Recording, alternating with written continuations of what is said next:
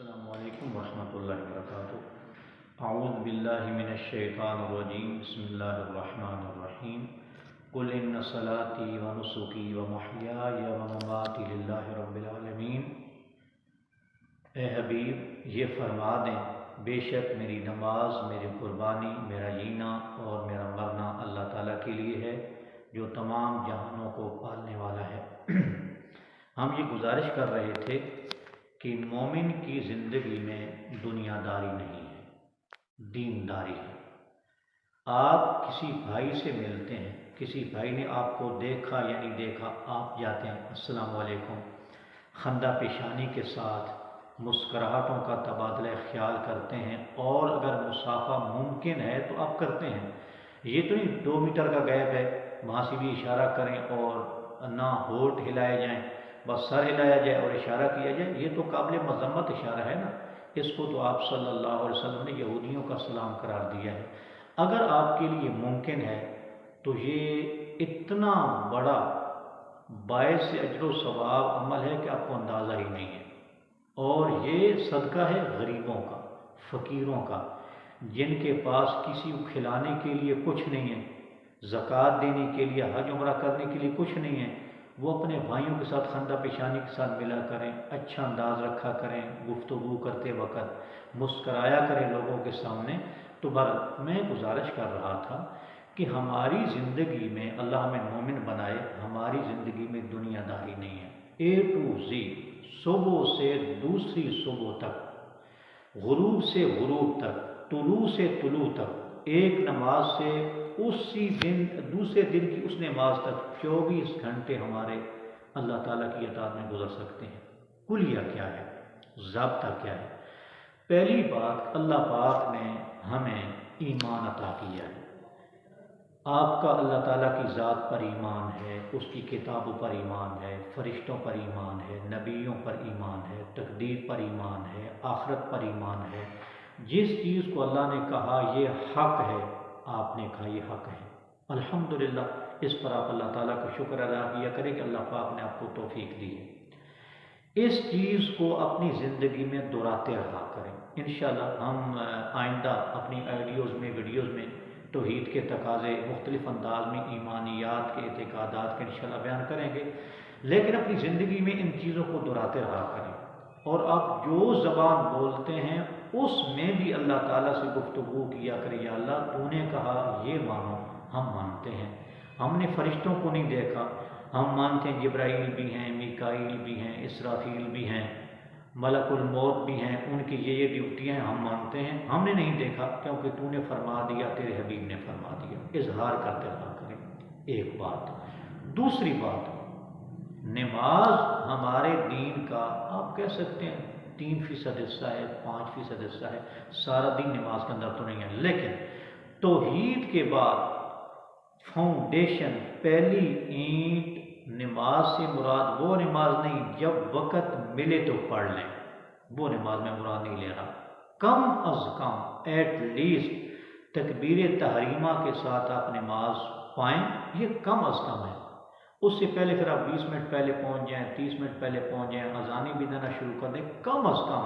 یہ مرد حضرات کے لیے ہے۔ خواتین گھروں میں کیا کریں؟ خواتین کا کام ہے کہ گھروں میں ایک ٹائم ٹیبل بنائیں۔ یہ جو نظام الاوقات ہے مسجدوں میں، ہر ایک کے گھر میں نظام الاوقات خواتین کے پاس بھی ہونا چاہیے۔ کون سی نماز کا ٹائم کب شروع ہوتا ہے ضروری ہے، میں یہ نہیں کہہ رہا کہ فرض ہے، گناہگار وہ نہیں ہوگی، لیکن اگر وہ ٹائم مقرر کر لیں کہ فلاں ٹائم کے اندر ہم نے نماز پڑھنی ہے، بات ہو رہی ہے فی الحال مردوں سے، تو آپ نماز باجماعت مسجد میں پہلے والی سنتیں پہلے، پھر نماز فرض، پھر بعد والی سنتیں، ذکر اذکار، یہ پہلا کام شروع کر دیں۔ اور زندگی کی شام ہونے تک اگر آپ کے پاس اختیار ہے تو پھر آپ اس عمل کو نہ چھوڑیں۔ یہ پہلا عمل ہے اپنی ہستی کا، اپنی ذات کا صحیح اندازہ کرنے کے لیے کہ میں کہاں کھڑا ہوں۔ حضرات، گناہ کے اسباب ہماری دنیا میں، ہماری زندگی میں بہت زیادہ ہیں۔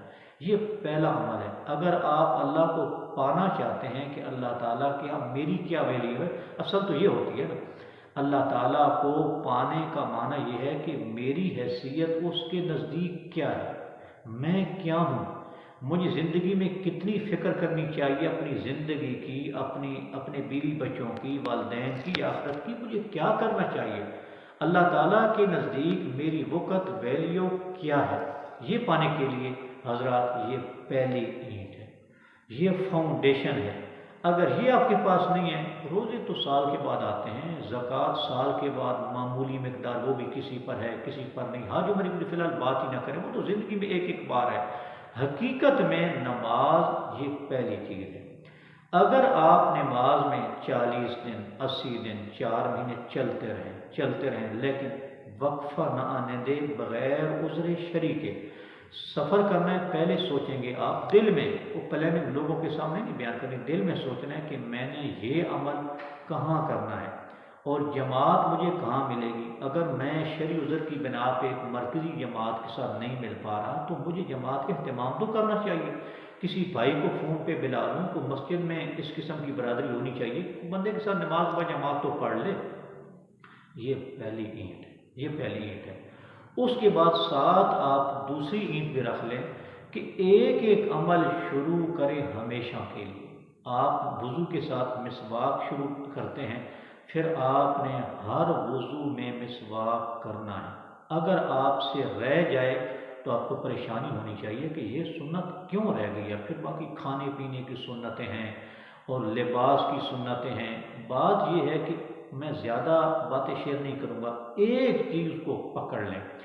جب آپ نماز کی اتنی پابندی کریں کہ آپ کی ایک رکعت امام سے لیٹ ہو گئی، آپ کو دل میں تکلیف ہونی چاہیے، اس سے مطلب ہے کہ یہ کمی کیوں رہ گئی ہے، یہ غفلت مجھ سے ہوئی کیوں ہے، اتنا بڑا میرا نقصان۔ پھر نماز با جماعت رہ گئی، اس کا کیا معنی کہ 27 گنا نماز کا ثواب میں اسے معلوم ہوگی۔ یہ کیوں ہوا؟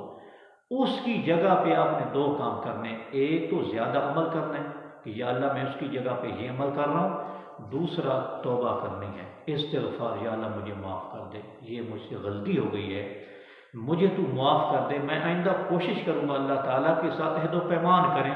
حضرات میں یہ کلیہ بتا رہا ہوں، انشاءاللہ اس کلیے پہ چلیں، اور کوئی بات میں خلاف سنت نہیں کر رہا۔